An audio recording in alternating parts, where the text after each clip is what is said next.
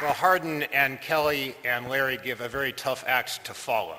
I was sitting there having lunch, and Tom got up and said that we have the delightful part of the program starting, and I knew it wasn't me. So I'm here to talk about the role of litigation and tax administration. But thank you for having me, and Tom, thank you for inviting me to speak at the plenary session here today. I first spoke at an ABA tax section meeting about 20 years ago. In the intervening years, I've spoken at dozens of different panels on topics across the spectrum of the Internal Revenue Code, speaking with many of you, meeting with many of you, so not at all a stranger to this section.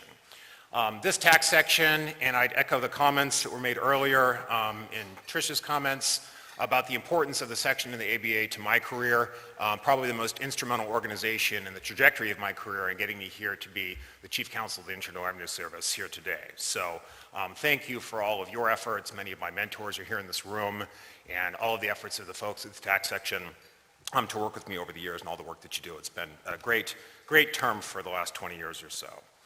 I'm about a year into my tenure at Chief Counsel, as Tom indicated, confirmed last February and took office on March 4th of 2019. So looking back after about a year on the job, it gives me a chance to reflect on my experience in practice before coming to the government. I mean, also to add to that insight from my practice, the experience over the past year and the insight that I've gained from working with our 1,500 lawyers, both in Washington, D.C. in the national office and also in our almost 50 field offices around the country. Just this week, I was able to get to 6 or 7 of our offices on a tour of the Southeast, and that's been really one of the most rewarding parts of my job, is to get out in the field and see the work that's being done by our Chief Counsel attorneys. I'm also very encouraged to see that many of them were invited to participate in panels here at the tax section. We have a number of attorneys from our Fort Lauderdale office and Jacksonville office and Miami office here today. Even saw one of our attorneys from Houston, and obviously a number of our technical office attorneys from Washington, D.C. as well. So very much appreciate the tax section, including all of those folks in your meeting and having them here today. All of that is, I think, giving me a different perspective on tax administration and in particular the role of litigation in tax administration. As some of you may know, much of my career was spent in controversy, litigating, working with the Independent Office of Appeals, working in exam to resolve tax disputes. So I had that perspective coming in. And I also spent some time at the Treasury Department and spent some time working for a judge as a law clerk early in my career and working for the Justice Department.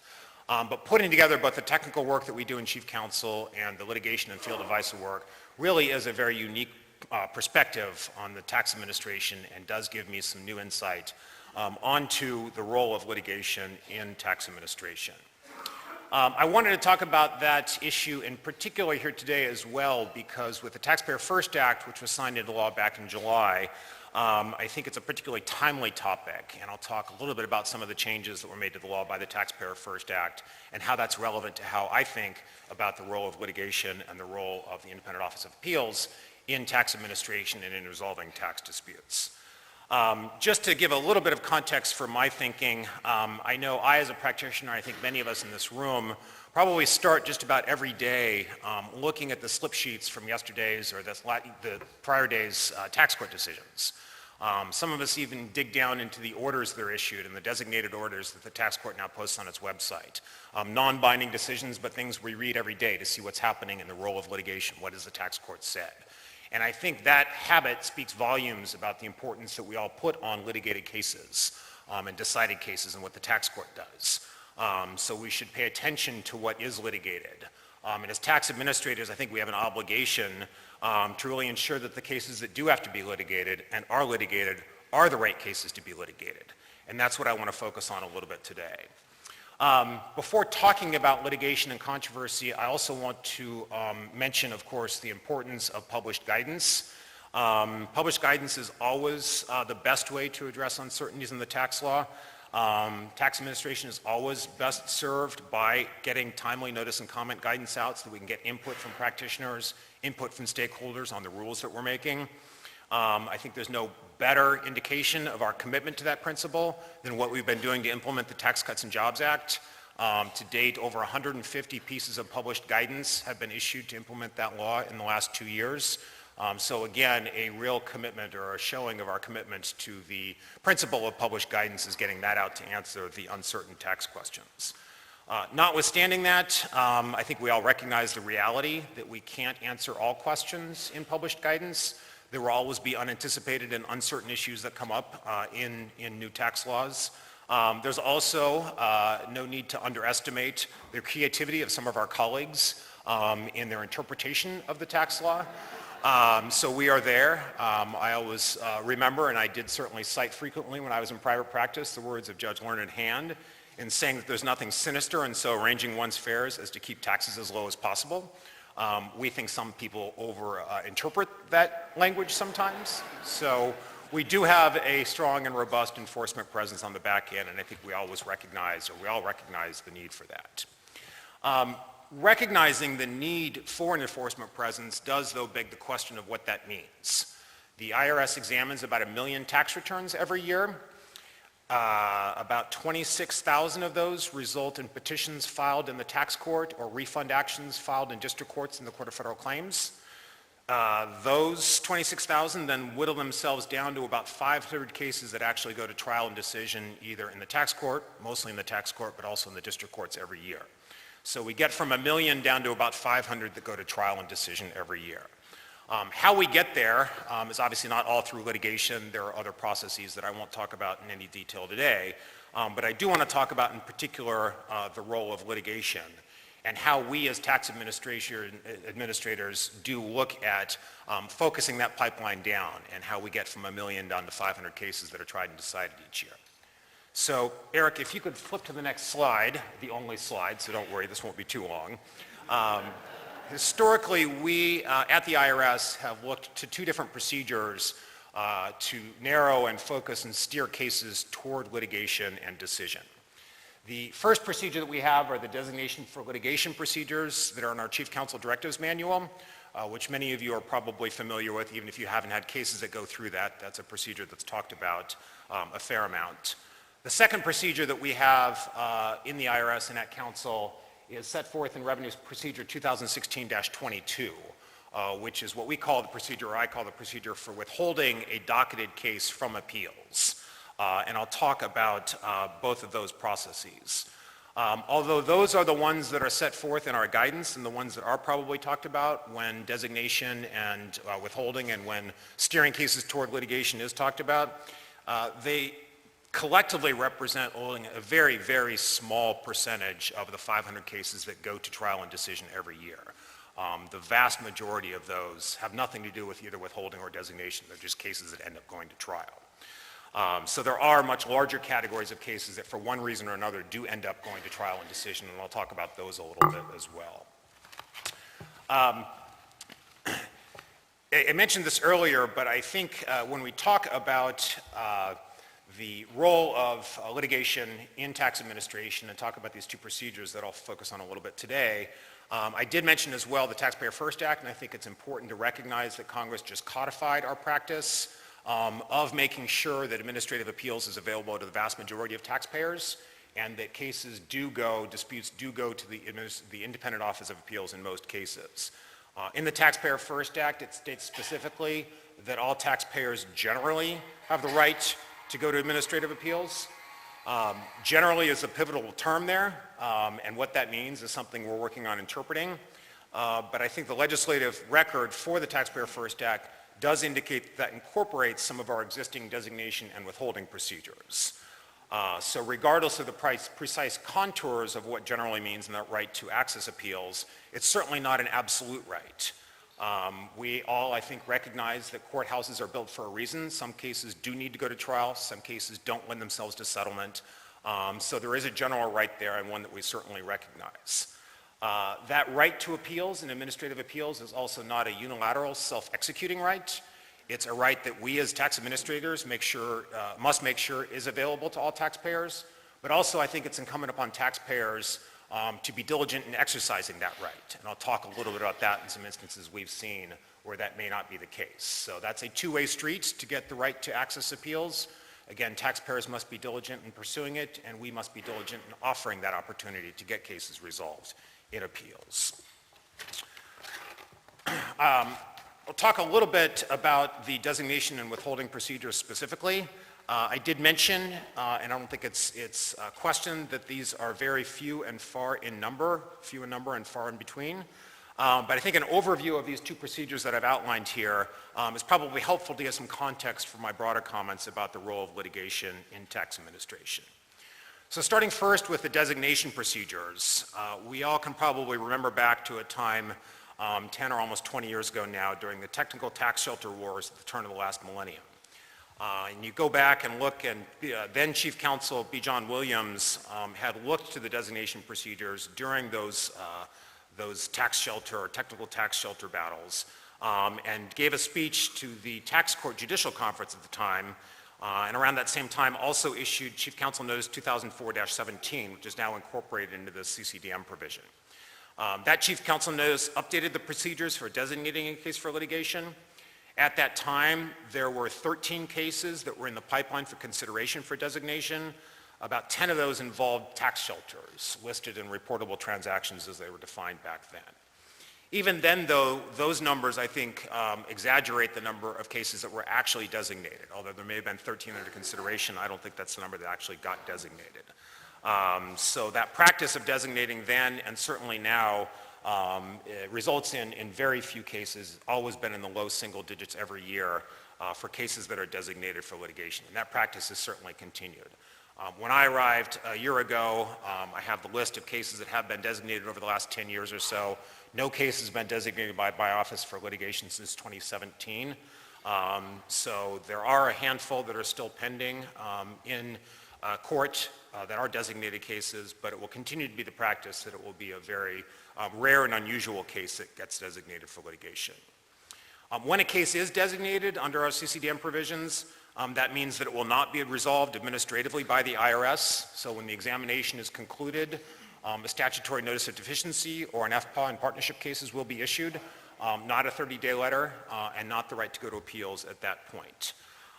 Those cases can evolve over time, so if a stat notice is issued and the case gets docketed and it is designated, that doesn't mean that settlement is off the table, and in the past we have settled designated cases, not all of them go to trial. Sometimes the law evolves after the case has been designated. Other developments happen that encourage us to de-designate a case, and that's certainly a practice that has happened before, and I expect that to continue as well. Also, even if a case is designated, counsel in handling a docketed designated cases is always willing to consider settlement of cases, regardless of the designation, so that's something we can certainly consider doing. Settlement is always something that we would like to encourage doing, even if we have designated. Looking back almost a decade later, more than a decade later, at what happened with Notice 2004-17 and the technical tax shelter battles, I think we can see that the threat that those transactions posed to our system of voluntary compliance was effectively addressed. I think litigating a number of those cases was a very important part of addressing that threat to our voluntary compliance system. And also the designation of a handful of cases as part of that was an important part of the litigation effort and the effort to address the challenge posed to our system by those technical tax shelter transactions. Having said that, the threat to compliance is always out there. We see now, and others have spoken a lot about the conservation easement cases that we're currently looking at, and also the micro-captive cases. So just a reminder that that threat to compliance is always out there, and that the need for a robust enforcement and litigation presence is always there as well. Back to the procedures themselves for designation. The process starts very early and should start very early. Originate with exam teams, consulting with counsel about whether a case is appropriate for designation. So early in the exam cycle, if something is considered for designation and our CCDM goes through the specific procedures, that is elevated to the highest levels within the IRS and the Office of Chief Counsel. So these are cases that are taken very seriously. That's vetted at all of those levels. Throughout that process, the taxpayer has multiple rights to come in and explain to counsel and the IRS why they don't think their case is appropriate for designation, and that is reflected in the CCDM provisions. I'll talk in just a moment about what the criteria are and what the factors are and the purposes of that we think of in designating a case for litigation. In short, they are cases that involve substantive, very technical issues, but ones on which we have a fairly high degree of confidence that we have the correct answer and will prevail in that case. from both a policy and from a technical perspective. As I said a moment ago, the taxpayer has multiple opportunities to come in and talk to us about why the case doesn't lend itself to designation. That has also included, at least since 2004, the opportunity for an audience with the Chief Counsel directly. So if a case does move forward for litigation, it would come to my office and I would sit down and meet with and talk to the taxpayer directly to hear their concerns about why the case should or probably should not be designated for litigation. I mentioned a moment ago that Taxpayer First Act builds on all of these procedures and these protections for the taxpayer. So not only does the taxpayer go through and have multiple opportunities to talk to exam, talk to counsel about why the case shouldn't be designated, the opportunity to meet with the Chief Counsel directly, and now once a case is designated, the Taxpayer First Act gives that taxpayer the right to appeal internally the designation determination. It's not worded specifically to designation, but in any case where taxpayer has asked for the right to go to appeals and that request has been denied, there is a statutory right to have an internal hearing on that, and we have delegation orders that speak to how those will be handled and heard. So, but in short, I think in codifying this general right to appeals certainly, and also the procedure for appealing internally the withholding of a request to go to appeals, I take that as recognition that Congress sees the importance in a limited number of cases of the designation procedures, and certainly the importance of litigation in some cases, and the need for published and decided cases in some cases. Shifting gears to the withholding procedures, I mentioned a moment ago that the consideration of substantive technical issues in the designation procedures is what the designation procedures focus on, and I think those stand in contrast to the procedures that we have for withholding cases for litigation under the 2016-22 revenue procedure. Those cases, unlike designation, do focus mostly on procedural issues and why we are withholding a docketed case from the Office of Appeals. But to take just a step back on how cases get there and what the 2016-22 revenue procedure speaks to, as a general rule, when a petition is filed in tax court and the stat notice has come from exam, so the taxpayer has not been to appeals yet, most of those cases, the vast majority of those, will be sent back automatically to appeals. So counsel gets the case. If the stat notice comes from exam and not from appeals, it will be sent back to appeals for resolution and for consideration. The vast majority of those cases are in fact settled by appeals, so we in counsel and certainly taxpayers and I think the tax court lean heavily on the function of the Independent Office of Appeals in those docketed cases to settle them. So they don't have to be tried, we don't have to expend judicial resources and counsel resources on those cases. So even in docketed cases, there's a very important role for appeals to play. However, there are some cases that get into docketed status that have not already gone through appeals that the revenue procedure recognizes should be withheld from appeals, sometimes only temporarily. I think some of those are cases that haven't been developed, and we'll talk a little bit about what those are and the criteria for withholding those cases for appeals. Again, sometimes only temporarily. As with designation, the number of cases withheld from appeals is very few, only a handful of them, and I'll talk a little bit more about some specifics there. But again, no more than a handful of times a year are cases withheld from appeals, so the vast majority are sent back. There's also another category of cases where the taxpayer has no interest in going to appeals, and at counsel we certainly acknowledge that, and if a taxpayer doesn't want the case to go back to appeals and wants to go and get it decided and move forward in court, that's something the taxpayer generally has the right to do as well. Those cases that are withheld, for reasons that I'll speak to in just a moment, are ones that we are always happy to discuss settlement, just like with designated cases. Counsel is always in a position to settle cases and always willing to have conversations about that. For some of these cases, I think counsel is often better positioned to settle them. If we've had to develop them in litigation through Bannerton informal discovery requests or otherwise, taking that developed case and sending it back to appeals is not always the most efficient way to get it resolved. And I think, again, counsel's usually well positioned to sit down and discuss settlement for a developed case. So just because a case has been withheld from appeals is certainly not a signal that we have no interest in settling those cases. Most of them we do. Going forward, so that was just a quick run through of the designation and withholding procedures. Going forward, I think there's going to be some more transparency around the designation and withholding. As part of the Taxpayer First Act, Congress has directed us to issue a report every year on the number of taxpayer requests to go to appeals that we have denied. So both designated and withheld cases will be reported each year to Congress, and we look forward to issuing our first report this July under the Taxpayer First Act. I think it's also important that we keep our written procedures for designation and withholding updated, and we're giving some consideration to that right now to make sure that they reflect our current practices, and there's a lot of transparency for taxpayers around cases that may be designated and may be withheld from appeals. So we expect to be talking more about that, and my purpose in coming here and talking to you about it is also to advance that cause. Just quickly to give a couple of numbers and put all of this in perspective in terms of cases that are withheld or designated. And I just looked back to our 2019 statistics, but for the fiscal year 2019 that ended in September of 2019, we had 24,650 cases petitioned to the tax court. That same year, there were 23,400 that were closed through dismissal, settlement, or trial. About a little less than half of those, 10,624, were settled by the Office of Appeals. So that's close to half of the cases that get docketed each year. That inventory is settled by the efforts of appeals on those ones that are sent back to appeals. Another about half of those are settled in settlement discussions with counsel. So we work on those other cases, the docketed cases that don't go to appeals. But again, the importance of appeals in settling about half the cases that do get resolved in tax court. I mentioned it before, but I'll mention again that the number of pending cases that have been designated for litigation, currently pending right now, you can count on one hand. It's very few and far between. Again, no designations made by my office since 2017.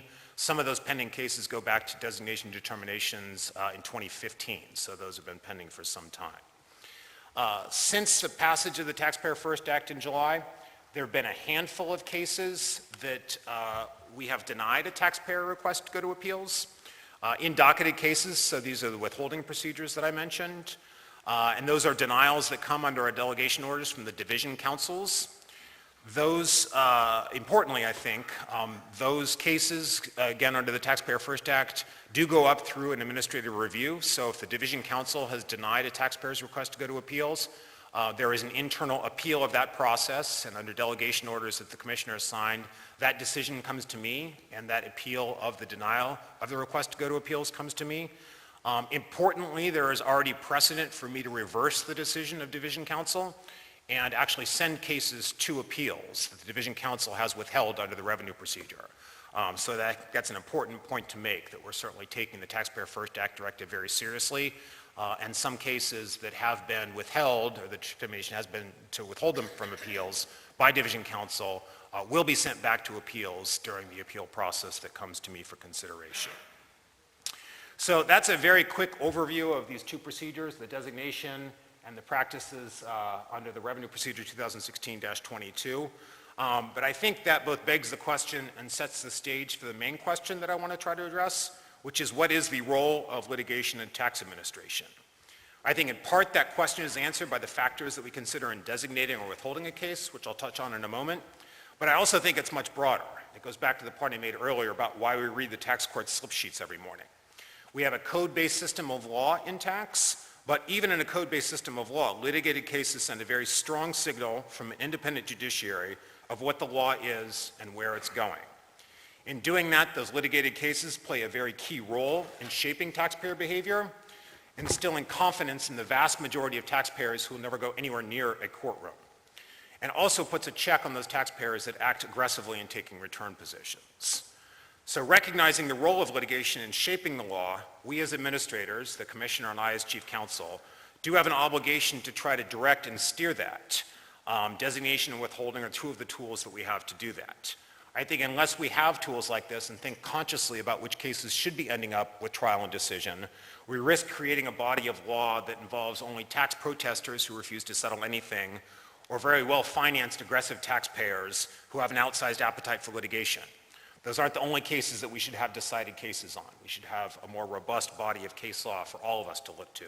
And again, I think it's incumbent upon us as tax administrators, to steer some cases toward trial and decision for those reasons.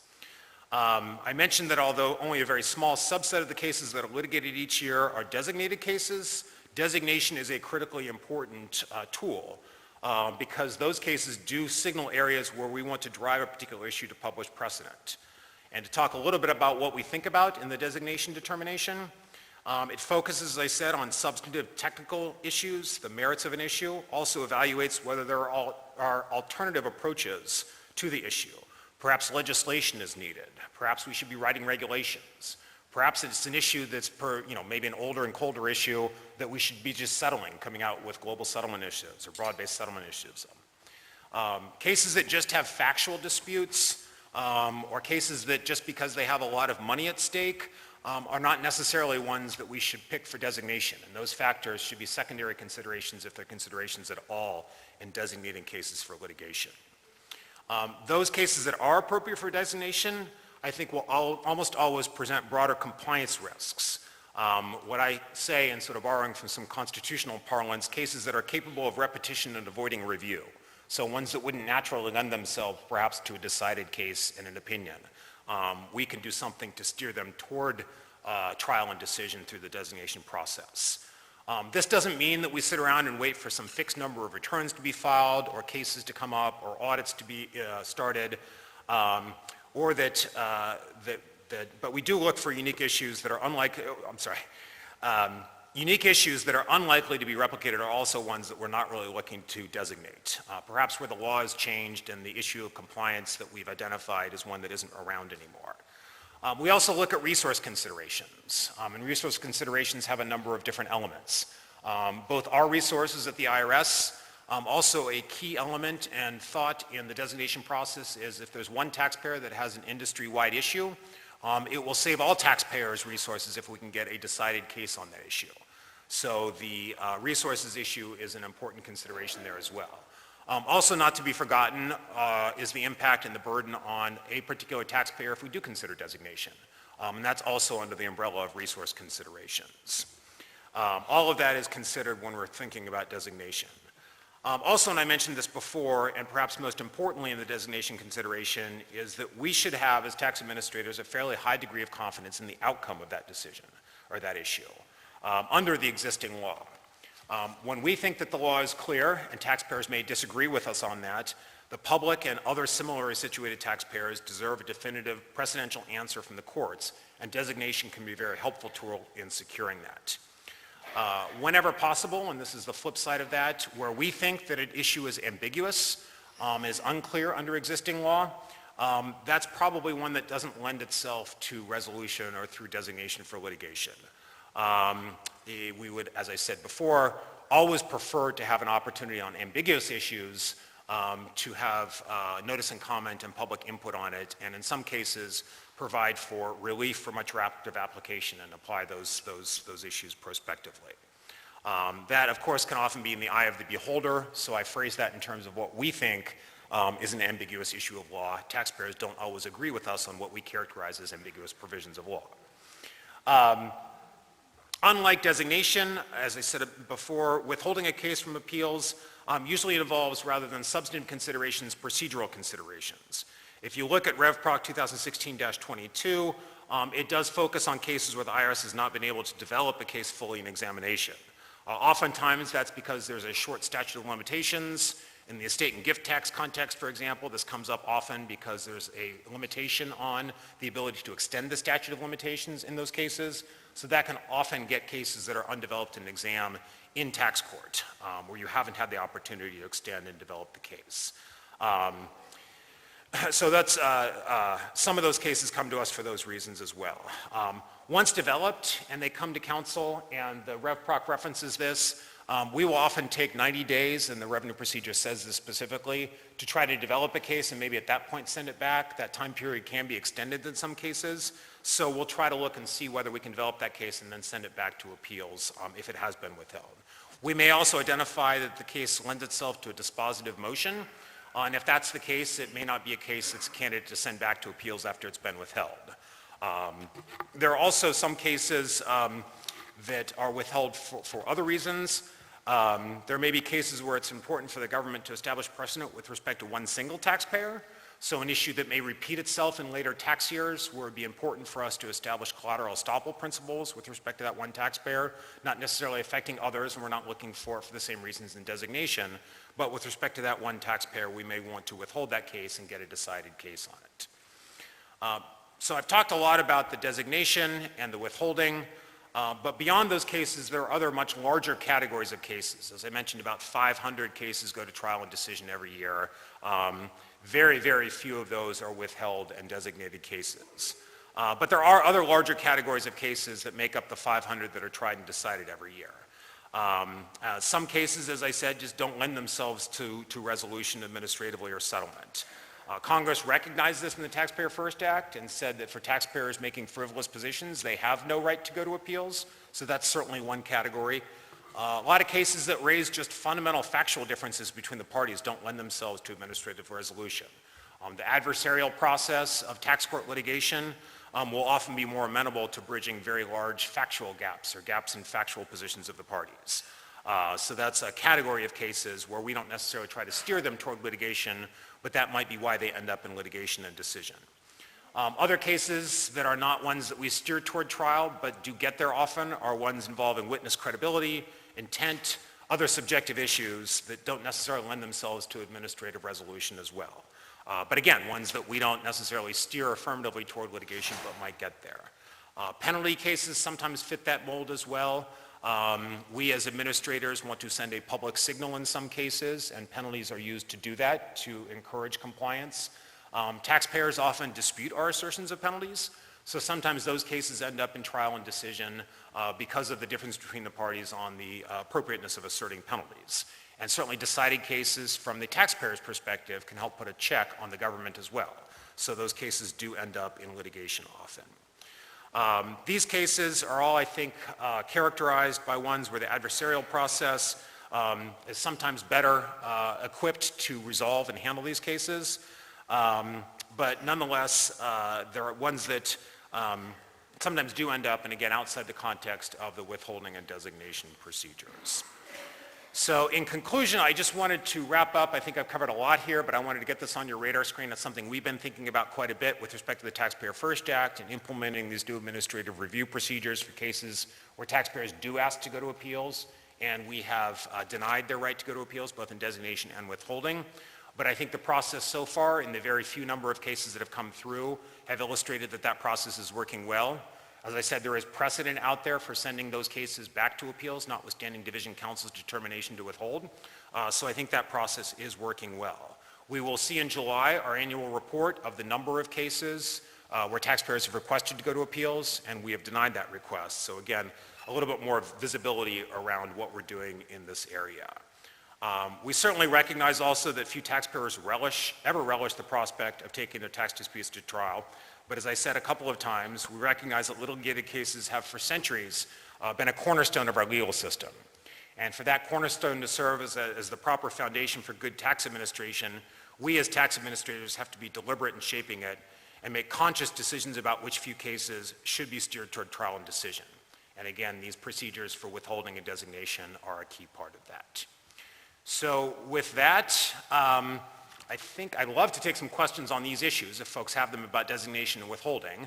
Again, it's an area that we're thinking about a lot right now. We've got a few cases coming through the pipeline, so I don't know how we are on time. Actually, we're a minute over, so yeah. We'll take one or two questions for Mike, if we have any from the audience. Chad? Yes, Chess. You said that there's going to be transparency around this report to Congress. Mm-hmm. Does it only go to the number of cases, or is there any indication as to the issues involved? The statute directs us not only to give the number, but also the reasons why those cases were withheld or why the request to go to appeals were denied. So there'll be more than that. So, and the transparency is also in more what we're doing as well. We have our delegation order, and we're speaking and talking and engaging with folks on this as well. So part of a broader campaign. Okay, sorry to go a minute over, Tom, but hopefully It was terrific. Thank you. Good. Appreciate Thank you, Tom. it.